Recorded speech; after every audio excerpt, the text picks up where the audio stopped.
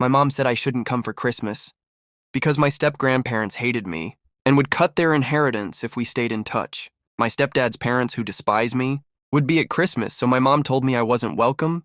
I severed all contact with them and withdrew their financial support. But a few months later, they were at my house. Long pauses at the beginning of phone calls have always annoyed me, since they seldom contain pleasant news. My mother's hesitancy on the other end of the telephone, 3 days before Christmas, told me everything I needed to know before she even said anything. Erica, honey, I think it would be better if you didn't come home for Christmas. This year I almost dropped my mug of coffee. Mom, what are you talking about? It's just, well, Richard's parents are coming and they don't want to see you. And they've made it quite clear. In an attempt to comprehend what I was hearing, I collapsed onto my couch. My stepdad, Richard, had been married to my mother since I was 10 years old. And although his parents had never been fond of me, this was different. My mother chose them over me. In this situation, I tried to maintain my composure. As I said, since Dad passed away, we've always celebrated Christmas together. It's our custom, I know, honey, but what, you're seriously picking other people over your own daughter? No matter what reason she offered, the silence that ensued was terrible. Her voice was strained when she did speak. Erica, they've threatened to cut Richard out of their will if they find out we're still in contact with you. They told us they won't leave him an inheritance and will stop talking to us altogether. I was going to yell, so this is about money, quickly. No, it's not just that, she said. I've told them that we haven't been in touch with you for years. I need you to go along with this. It's just this once there was no comedy in my laughter. You want me to pretend I don't exist in your life, that's your solution. Richard's parents are difficult people, Erica. They're spiteful and stubborn. We need to make sure they believe. No one in the family talks to you anymore. You need to understand I ended the call. I was no longer able to listen. You would have to go back more than 20 years to comprehend why Richard's parents detested me so much. When I was 4 years old, my real dad passed away in a vehicle accident. Before she met Richard, a widower with a daughter named Hannah, who was 9 years old. It was just Mom and me against the world for 6 years. Richard and Hannah moved into our home after they were married. At first, everything was okay. I got along well enough with Hannah. At times, we quarreled like sisters, hurling pillows at one another and squabbling over who got the remote control. All typical child behavior. However, Richard's parents detested me from the beginning. They referred to me as impolite and unruly. They would comment, "It's obvious she grew up without a father," as if I weren't even there. They would bring Hannah gifts when they came to visit, but nothing for me. They would never speak to me, but they would chat through and around me. When I was 14, the worst of it occurred. Hannah and I were left with Richard's parents. While Mom and Richard went on vacation, normally Mom's sister, Aunt Sarah, would host us, but she was occupied at the moment. Despite their reluctance, Richard's parents decided to have us. Especially me, Hannah and I argued over the laptop. After spending a week together locked up, tensions were high and we were both really bored. I gave her a gentle shove during the fight, but she lost her equilibrium, fell awkwardly, and fractured her arm. Hannah let out a scream that had my blood run down my spine. Her grandparents rushed over. Her grandma called Richard in a fit of hysteria. While her grandfather took her to the hospital, she screamed into the phone, "You have to come home now." Erica beat Hannah badly and broke her arm. She needs to be in a psychiatric clinic. She's completely out of control. Everything changed after that call. They stole my phone, locked me in a bedroom, and only unlocked the door to let food in. They referred to me as a rabid animal and threatened to put me in juvenile jail. 3 days after taking a short trip, Mom and Richard returned home. In a fit of rage, Richard claimed he couldn't trust himself around me. I was sent to spend 2 months with Aunt Sarah. Richard hardly talked to me when I got home. Ironically, the incident strengthened our bond, and Hannah and I swiftly reconciled. I never had anger management difficulties, so my parents had me go to therapy after that. The atmosphere at home was oppressive. It was like fleeing prison. When I turned 18 and moved to a different place for college, I only communicated with Mom and Hannah when I was in college. I worked really hard to succeed. While studying management and administration, my buddy Olivia and I were able to secure internships at her father's restaurant company. During our junior year, everyone was taken aback by the development plan I created. Profits increased in a matter of months when it did work. Olivia's father gave me a job opportunity when I graduated. Olivia wanted me to be her executive director. When he turned over the restaurant management business tour, I would effectively be her right-hand lady. In charge of modernization and business development, I changed that chain of restaurants. With Olivia, we built a mobile app. established food delivery services, and set up areas where patrons could use laptops to place food orders. In order to demonstrate how hygienic and effective the kitchens were, we set up live stream cameras in each restaurant, created designated areas for selfies, and began culinary lessons. Young folks began to pour in. We drew in a ton of new clients while retaining the old ones. When business took off, I was suddenly paid more than I could have ever imagined. I had savings for the first time in my life. At that point, Mom called to discuss Richard's work-related issues. She said that he had been fired. We're struggling to make the mortgage payments. Richard then picked up the phone. Erica, I'm sorry for everything.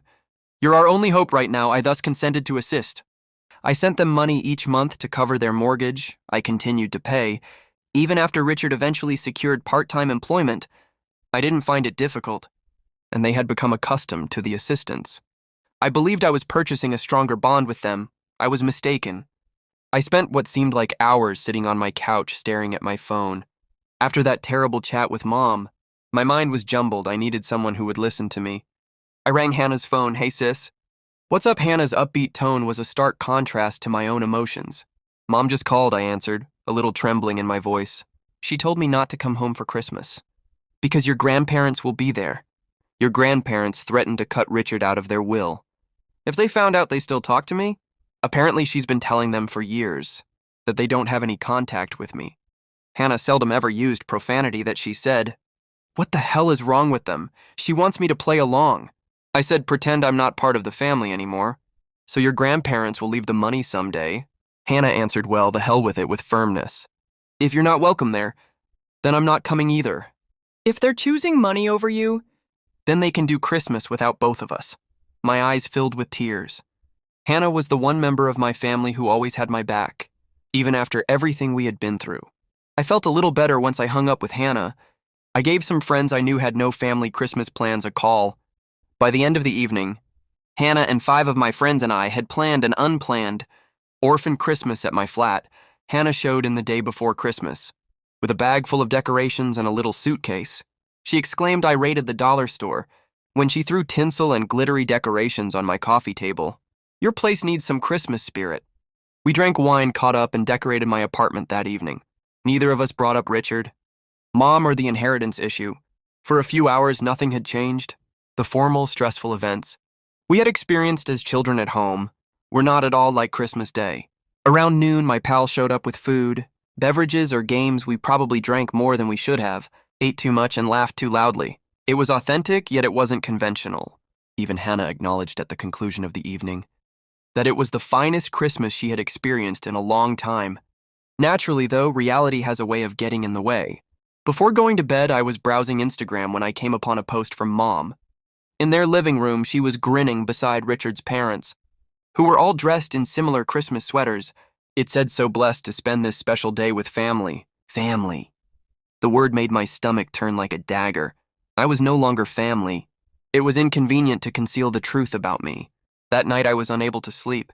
Every monthly mortgage payment I've been making, and the Instagram post kept playing back in my head. I believed I was mending old wounds and constructing bridges. Each time I sent that money, I now saw that I had only been purchasing the false sense of family. The following morning, I decided I canceled the automatic transfer to my parents' mortgage account. By using my banking app, I was tired of being exploited. Even if it was small, it was 2 weeks later. Thankful for the post-holiday influx of new restaurant patrons who had made New Year's resolves to try new places. I poured myself into my work. I welcomed the diversion.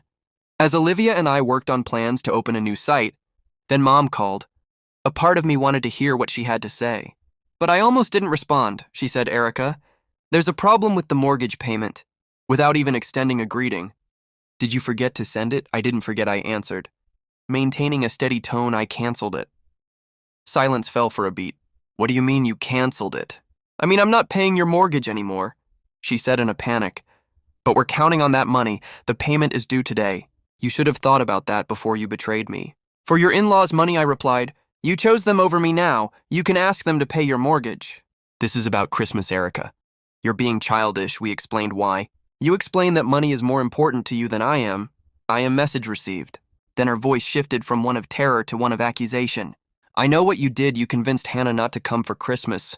You turned her against us. What I didn't do, you know what? I had to tell Richard's parents that she was seriously ill. I had to lie and make up a whole story because of you. What I was hearing was unbelievable. You've gone mad because of this inheritance thing. Normal people don't invent illnesses for their children. Mom, they don't disown them for money. You have no idea what you're talking about, she said after everything we've done for you. What exactly have you done for me lately? Mom, besides kick me out of Christmas and lie about my existence. She ended the call. The months that followed were calm. I didn't get in touch and Mom didn't call again. Hannah stayed in contact and went to visit whenever she could. She had turned into the only family member who had not betrayed me, and my only true link to my former existence. I threw myself into new initiatives and concentrated on my work. Olivia and I opened a new restaurant across town. As part of our restaurant brand expansion, it was a good business. Life was steady. However, when I thought about my family, I still felt empty. Then Hannah called one evening in late April. Hey, I'm going to come visit you tomorrow. Is that okay? Her voice seemed strange, but I didn't press the issue when Hannah felt like it. She had always been straightforward. My doorbell rang shortly after noon the following day when I opened it. Mom and Richard were standing there in addition to Hannah. I took a step back and nearly slammed the door, asking myself, what the hell? Hannah raised her hands. Hear them out, Erica, please. It was clear from their faces. Hannah's begging, Richard's uneasiness, and Mom's anxiety that this would not be a quick chat. I suppose they were strangers by now, because they filed into my living room like strangers. Mom held her handbag close to her chest awkwardly. Richard stood beside the window. Hannah cleared her throat. So I think Mom and Dad have something they want to say. Mom inhaled deeply. Erica, we came to apologize. What I did at Christmas was wrong. She appeared to think that was sufficient. But I waited for more, that's it. I inquired at last, we're missing you. Richard continued, the house isn't the same without you. I didn't care that my voice was rising. The house I wasn't welcome in at Christmas. The house where you pretend I don't exist whenever your parents visit. You're going to have to do better than... We miss you. Hannah put her hand on my arm. Let him finish, Erica. Mom gave a clumsy smile. You're right to be angry. We betrayed you, I betrayed you. I put money ahead of my own daughter, and I've been sick about it ever since. Your financial assistance is no longer required. Richard stated I found a new job better than the old one. We're managing the mortgage payments just fine. That's not why we're here. I said, then why are you here? Because we're family. Her voice cracked and we almost threw that away. For what? For my in-laws' approval for money we might get someday. It was wrong, I hesitated, because of something about her genuineness. I had been prepared for manipulations, guilt trips and justifications. I wasn't expecting real regret. I asked Richard, what about your parents? They still planning to write you out of the will if they find out. We talk. Richard's gaze shifted to his hands. I called them after you stopped sending money. Told them I wasn't going to pretend anymore that you're my daughter. Two, they flew off the handle. Threatened to disown me just like they said they would. We had a huge fight, so what changed? I did, said Hannah. I called Grandma and Grandpa and told them I knew everything. That I fully supported you and Dad. And if they couldn't accept you as part of our family, then they'd lose me too. Mom gave a nod. They called back 3 days later. Said they'd calm down and were willing to accept things. They're not ready to lose Hannah. I was at a loss for words. I wanted my family back, therefore I wanted to forgive them. Another part recalled how effortlessly they'd ignored me when it suited them. I was honest when I said I don't know if I can trust you again. You shut me out when it suited you. What happens next time? They threatened to cut you off. Mom said there won't be a next time. We've drawn a line, you're our daughter, and that's non-negotiable. I glanced at Mom, whose eyes were full of tears. Then at Richard, who appeared more sincere than I'd seen him in years. And finally at Hannah, who gave me a supportive nod. I said, I'm not saying everything's fine now. With caution, it's going to take time, but I'm willing to try. Mom sobbed and came running to give me a hug. I didn't want to fully surrender, so I stayed rigid in her arms. When Mom eventually let me go, Richard remarked, we've been looking into family therapy, all 4 of us, to work through the old stuff, not just this recent mess therapy. My astonishment was evident when I was a teenager. Richard had always laughed at my forced anger management classes. Hannah said it was Dad's idea, with a proud expression on her face. He says we all have baggage we need to unpack. Richard said I should have defended you years ago. After the accident with Hannah's arm, I knew it wasn't your fault, but I let my parents dictate how I treated you. That wasn't right. I reflected on the years I had spent trying to gain his approval, the therapy sessions, in which counselors attempted to fix me when I wasn't damaged. and the fact that I had continued to provide for them financially in the hopes that they would still love me. Hours of agonizing but important discourse lasted that evening. We discussed the Christmas betrayal that had been the final straw.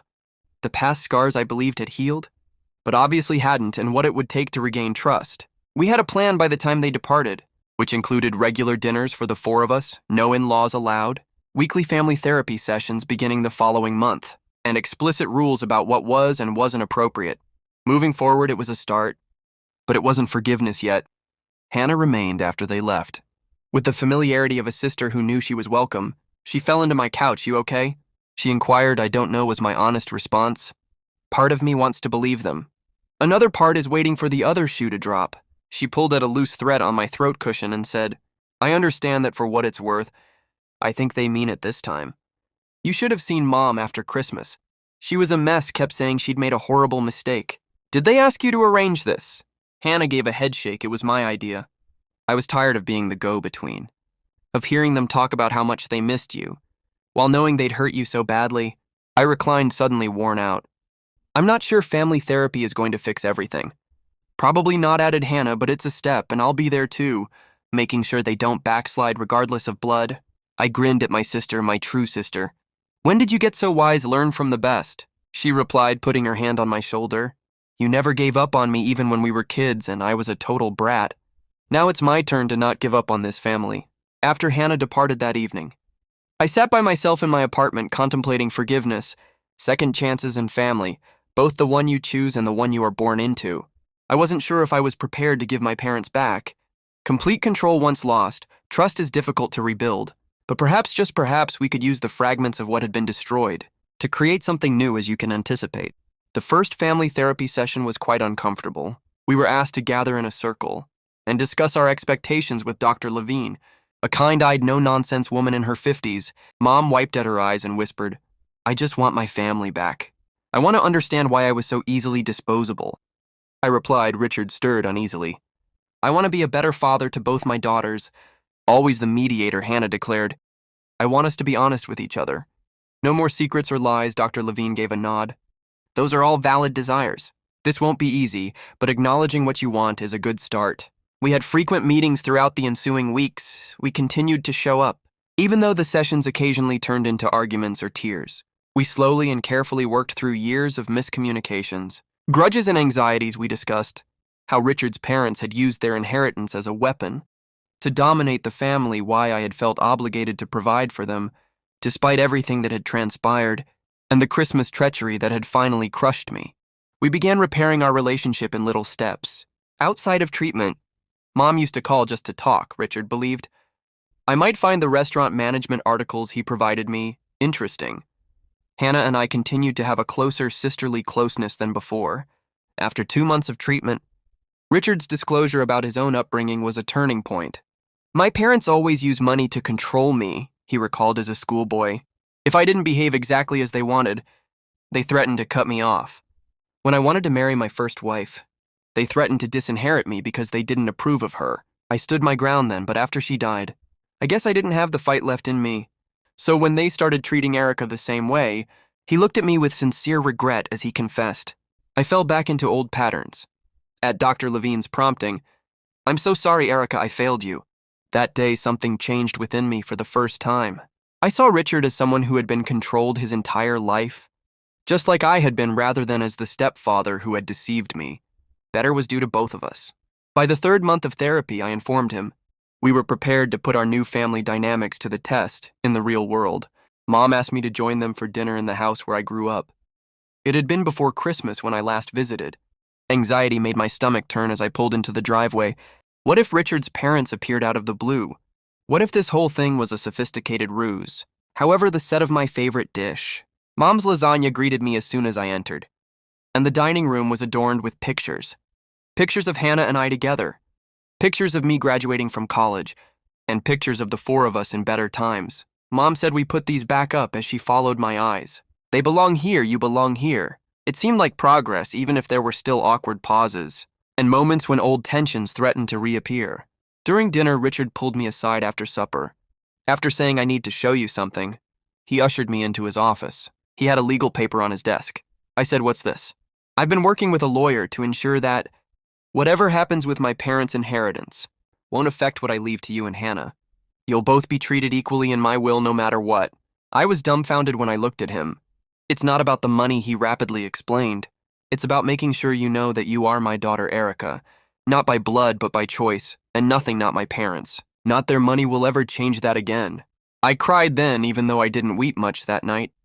I contacted Hannah on the way home. I informed her you won't believe what just happened. As I described the events of the night, I believe it, she declared. Dad's been working on that thing for weeks. He wanted it to be perfect for you. I asked out loud, when did everything change so much? After Hannah said when you stood up for yourself. You showed them they couldn't have it both ways. They couldn't treat you like garbage and still expect your financial support. It made them realize what they were losing. She was correct, I had forced them to make a decision.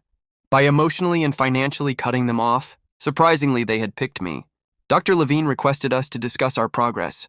At the following treatment session, I've learned that I can't control how others treat me, but I can control how I respond. I replied, I don't have to keep paying, literally or figuratively. For people to love me, I've learned that I married a strong woman, Richard stated, addressing his mother, who raised an even stronger daughter, and that standing up to my parents was long overdue. I've learned that family isn't just about blood or obligation. Mom said it's a choice we make every day. Hannah grinned. I've learned that my sister is a badass, who doesn't take crap from anyone anymore. That made us all laugh. We all gathered to dinner at a brand new restaurant that my employer had opened 6 months after Christmas that nearly killed our family. I came to the crucial realization that we were no longer the same family. As previously as we sat around the table laughing and telling stories, the foundation of the family had been fear, duty, and unspoken grudges. It wasn't flawless, we still experienced horrible days, even though Richard's parents had been relatively silent since our reunion. They were still a complex part of our lives. Sometimes old hurts come back. However, we were determined to resolve it together, and that was what made all the difference, I was starting to think. Thank you for watching. If you haven't subscribed yet, please do so. And hit the notification bell to stay updated with more shocking, real-life stories happening around you.